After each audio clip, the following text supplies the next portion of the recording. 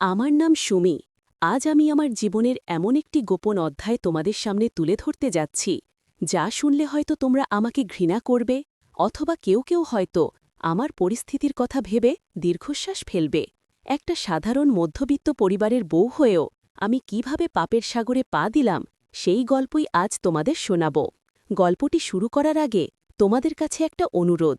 তোমরা যারা এখনও আমাদের চ্যানেলটি সাবস্ক্রাইব করনি, দয়া করে এখনই সাবস্ক্রাইব করে নাও এবং বেল আইকনটি বাজিয়ে দাও, কারণ আমার এই স্বীকারোক্তি হয়তো তোমাদের জীবনের কোনো ভুল শুধরে দিতে পারে। চলুন আর দেরি না করে শুরু করা যাক আজকের গল্প। আমার বিয়ের বয়স তখন মাত্র 2 বছর। স্বামী রাশেদ একটা মাল্টিন্যাশনাল কোম্পানিতে চাকরি করে। সকাল 8টায় বেরিয়ে যায় আর ফিরতে ফিরতে রাত 11টা। ওর কাছে ক্যারিয়ারটাই সব। আমার দিকে তাকানোর বা দুটো মিষ্টি কথা বলার সময় ওর নেই। আর বাড়িতে আছেন আমার শ্বশুরমশাই, নাম ইমতিয়াজ সাহেব। বছর দুয়েক হল শাশুড়িমা মারা গেছেন।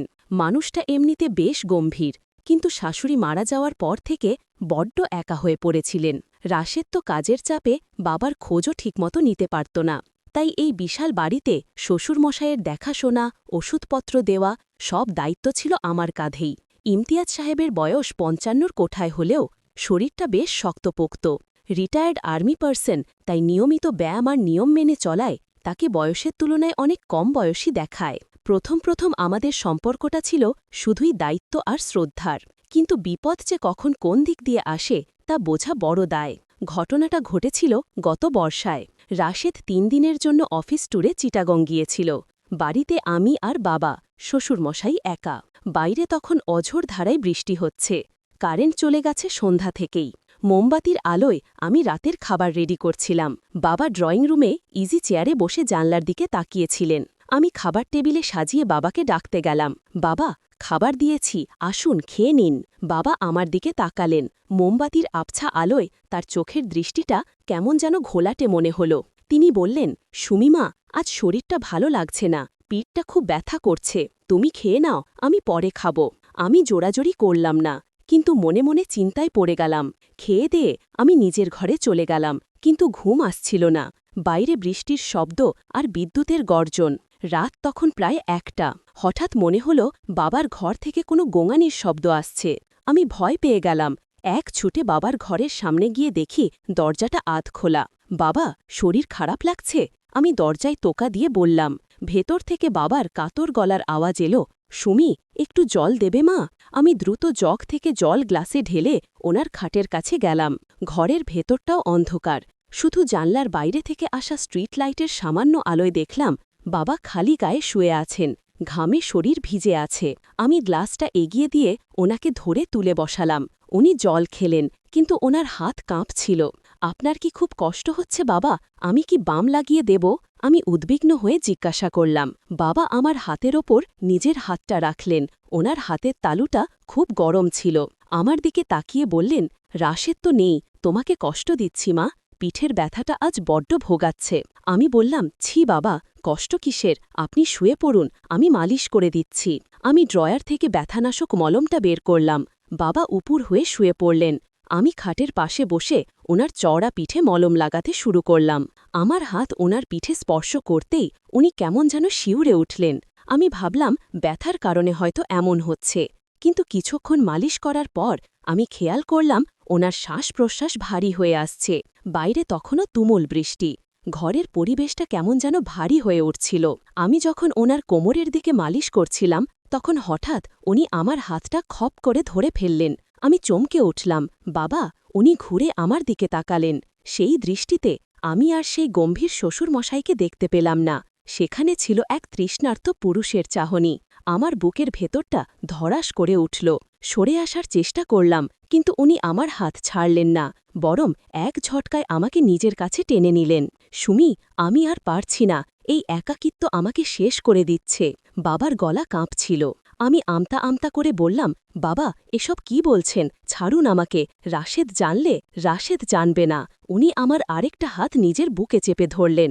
রাশেদ তো তোমাকে সময় দেয় না, তোমার কদর বোঝে না। আমি তো দেখি সারাদিন তুমি কিভাবে একা একা বাড়িটা সামলাও। তোমার চোখের নিচের ওই কালি, তোমার অতৃপ্ত চাউনি, আমি সব বুঝি সুমি। আমিও যে একা, বড্ড একা। ওনার কথাগুলো আমার কানে বিষের মতো ঢুকল নাকি অমৃতের মতো তা আমি বুঝতে পারলাম না। রাশেদের অবহেলার কথা মনে পড়তেই আমার মনের বাঁধনটা যেন আলগা হয়ে গেল। এই মানুষটা, যাকে আমি বাবার মতো শ্রদ্ধা করতাম, তিনি আজ আমার সামনে এক পুরুষ হয়ে ধরা দিয়েছেন। তার শরীরের উষ্ণতা, চোখের চাউনি সব মিলিয়ে আমার শরীরের ভেতর এক অদ্ভুত শিহরণ জাগিয়ে তুলল। উনি ধীরে ধীরে উঠে বসলেন। আমি মন্ত্রমুগ্ধের মতো তাকিয়ে রইলাম। উনি আমার মুখের খুব কাছে মুখ আনলেন। ওনার গরম নিঃশ্বাস আমার গালে এসে লাগছিল।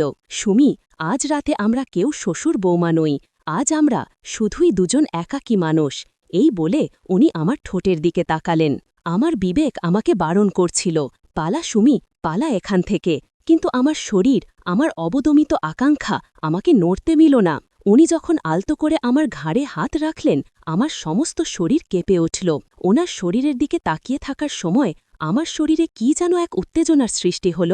আমি নিজের ওপর আয়ত্ত হারিয়ে ওনার কাঁধে হাত রাখলাম। উনি আমাকে ওনার শরীরের সাথে আরও শক্ত করে চেপে ধরলেন। আমি চোখ বন্ধ করে ফেললাম। উনি আমার কানের কাছে ফিসফিস করে বললেন, তুমি খুব সুন্দর সুমি। এর পরের ঘটনাগুলো খুব দ্রুত ঘটতে থাকল। যে সম্পর্ক সমাজ ঘৃণা করে, যে সম্পর্ক ধর্মের কলঙ্ক, সেই সম্পর্কের জালে আমি জড়িয়ে পড়লাম। ওনার শক্ত হাতের স্পর্শে আমার এতদিনের জমে থাকা অভিমানগুলো যেন গলে জল হয়ে যাচ্ছিল। উনি যখন আমাকে বিছানায় শুইয়ে দিলেন, তখন বাইরে বিদ্যুতের চমকানির আলোয় আমি ওনার মুখটা একবার দেখেছিলাম। সেখানে কোনো অনুশোচনা ছিল না, ছিল শুধু আদিন আকাঙ্ক্ষা। সে রাতে বৃষ্টির শব্দের সাথে আমাদের দীর্ঘশ্বাসের শব্দ মিশে একাকার হয়ে গিয়েছিল। আমি ভুলে গিয়েছিলাম উনি আমার শ্বশুর, ভুলে গিয়েছিলাম লাশেদের কথা। শুধু মনে ছিল আমি এক নারী, আর আমার সামনে এক পুরুষ, যে আমাকে ভালোবাসে, আমাকে কাছে পেতে চায়। ভোরবেলা যখন বৃষ্টি থামল, তখন আমি নিজের ঘরে ফিরে এলাম। আয়নায় নিজের দিকে তাকিয়ে নিজেকে খুব অচেনা লাগছিল। সিথির সিঁদুরটা কি একটু ফিকে হয়ে গেছে, নাকি আমার মনের ভুল? রাশেদ ফিরে এলো দুদিন পর, কিন্তু আমি আর আগের মতো তার চোখের দিকে তাকাতে পারি না। আর শ্বশুর মশাই, উনি এখন আর আমার দিকে চোখ তুলে তাকান না। কিন্তু যখনই বাড়িকা আমরা একা থাকি, ওনার সেই রাতের স্পর্শের স্মৃতি আমাকে আবার ওনার দরজার সামনে নিয়ে যায়।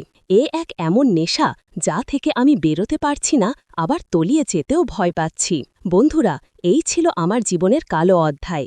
আমি জানি না এর শেষ কোথায়। হয়তো কোনোদিন সব জানাজানি হবে, আমার সংসার ভেঙে যাবে, কিন্তু ততদিনে হয়তো আমি পাপের আরও গভীরে তলিয়ে যাব। তোমাদের কি মনে হয়, আমার কি উচিত সব ছেড়ে পালিয়ে যাওয়া, নাকি এই গোপন সম্পর্কের বোঝা বয়ে বেড়ানো? কমেন্ট করে তোমাদের মতামত জানিও। গল্পটা ভালো লাগলে লাইক দিও। আজকের মতো বিদায় নিচ্ছি। ভালো থেকো সবাই।